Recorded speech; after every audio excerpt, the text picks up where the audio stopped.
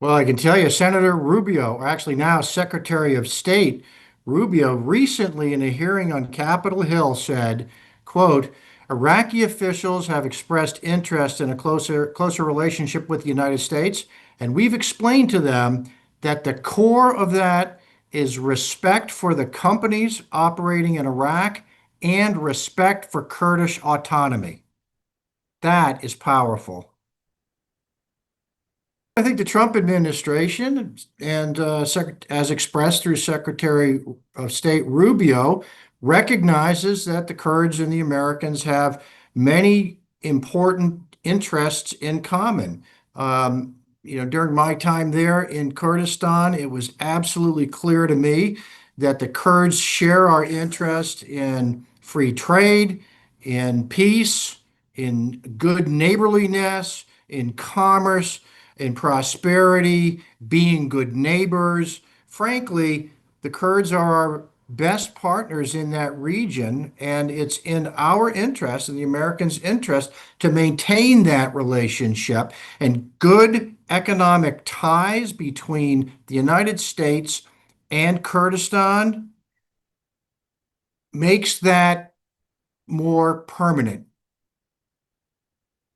Well, there was a very famous five-star general in the United States, George Marshall, and he said many years ago, decades ago, he said, the United States should not fight unless it has to. It should not fight for long, and a path to getting there is by not fighting alone. The Kurds have fought alongside the United States for many years. And it's not because the United States is looking to gain more land or more terrain. It's because we both share an interest in humanity. And the Kurds have seen some terrible aspects of evil over the years. We don't need to go into that now. But today, the Kurds have the shining example inside Iraq. It's because of their hard work, and I'm happy that we've been able to partner with the Kurds over all these years. Kurdistan has really achieved in Iraq what we had hoped for the rest of Iraq. We do. It's absolutely. I cannot imagine that we would withdraw our military combat power, that which we have in the area, which is no longer much, but it's extremely significant what we have up in the Kurdish region. And of course, I always advocate for a more robust American presence over there. In fact, I've advocated in the past, just like we did in Europe after World War II. Not only did we maintain bases in Europe as a check against then the Soviet Union, but we brought American families there too, and they established homes, they made friends in the area, and they deepened their ties with other Europeans. We could do the same thing in Kurdistan. It would be wonderful. Well, he recognizes the importance of the Middle East. I mean, let's be clear. It is a a non-nuclear Tehran is in the vital interest of not just the United States, but anybody in the region. Can you imagine how desperate the world situation would be if we had a nuclear Ayatollah? That that would be, I mean, beyond awful. And so right now the task is to do everything we can to contain and reduce that threat. I mean, nations have four elements of power, not just military. Military is one element of power, but they have diplomatic power, they have informational power, and they have financial, economic power. And President Trump just spent a week in the Middle East where he was negotiating economic cooperation amongst many of the, let's just say, the Sunni countries. And in a way, this is a counterbalance, part of a counterbalance to the Iranian threat. Well, yeah, we have our interests. All nations have interests. All nations, rational nations, act to secure them and advance them. And We have allies and partners in the region, and so long as we share these interests, we remain partners. And it's clear to me that given the statements of Secretary of State Rubio, given the actions of the rest of the Trump administration, especially recently in the Middle East, the visits to the Middle East, the administration is trying to coordinate and support those who may be very well threatened by an Iranian nuclear weapon. We can't allow that. Well, I'm not going to call it retaliation, but I am going to call it a counterbalance. And so the Trump administration doesn't presume to be able to counterbalance Iran all by itself. It needs partners. And whether they're diplomatic partners, economic partners, military partners, or partners in the information space. And so those partners all can increase the pressure on Tehran to refuse or withdraw from the enrichment of its uranium.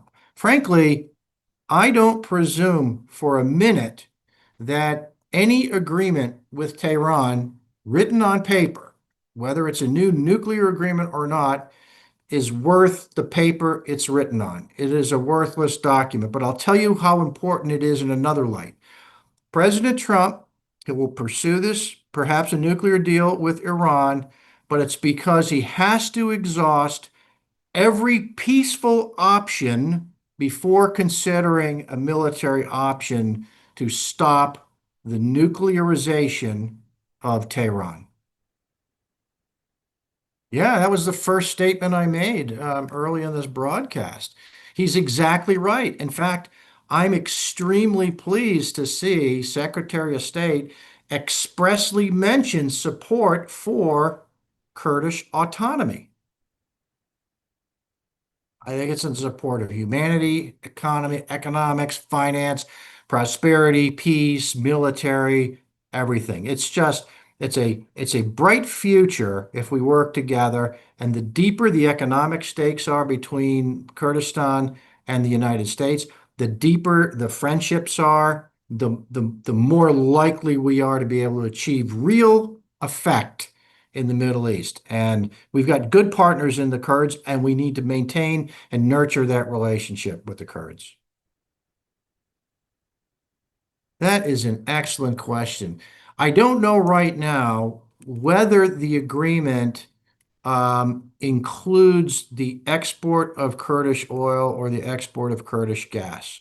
However, even if it doesn't, it's a first step along that path because Kurdish oil and Kurdish gas, Kurdish energy, the Kurds sit atop 1/3 of all energy reserves in Iraq. Iraq is second in OPEC only to Saudi Arabia in its total energy reserves.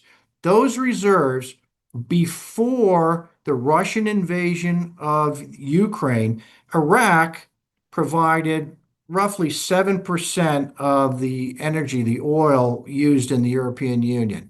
I have to assume that that 7% was much of that was Kurdish oil.